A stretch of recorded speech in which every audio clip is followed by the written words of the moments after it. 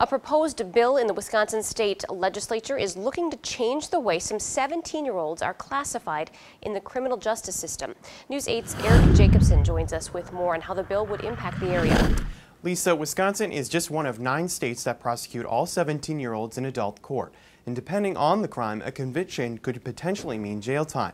But a bipartisan bill introduced in the state could change which court they enter for nonviolent crimes. We asked local officials involved in the justice system what the proposal would mean for them. La Crosse County District Attorney Tim Granke sees his fair share of 17-year-olds in adult court, and what he usually sees is pretty common. Most 17-year-olds are committing crimes that most 17-year-olds commit. Getting drunk, or maybe experimenting with drugs, or maybe teenage vandalism, or fights between juveniles. As for the bipartisan bill proposed by lawmakers in Madison to change the classification of 17-year-olds as juveniles for nonviolent crimes on their first offense, it's a proposal that makes sense. I think a lot of people agree that 17-year-olds who commit their first offense deserve a second chance, and most people would think 17-year-olds belong in the juvenile system. Supporters and those impacted by the bill say it's the best way to rehabilitate those in the system. We know that the community does better when these kids are served in the juvenile justice system because they're less likely to reoffend.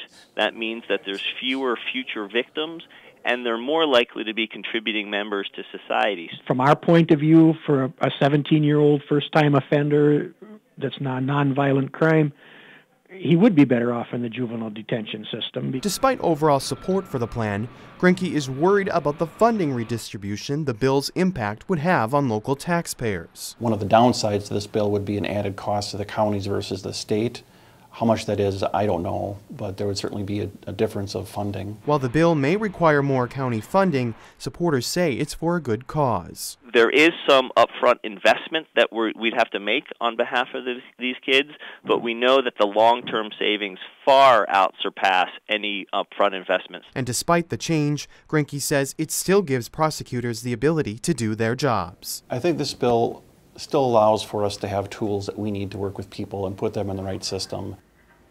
According to the Wisconsin Council on Children and Families, roughly 9,000 17-year-olds in Wisconsin would be impacted by this bill. Supporters also stress that the bill would still allow prosecutors and judges to waive certain offenders into the adult system. All right, thank you, Eric. Currently, there are 2 similar bills in each chamber of the Wisconsin legislature regarding the juvenile system. There is no word yet on when these bills would be voted on.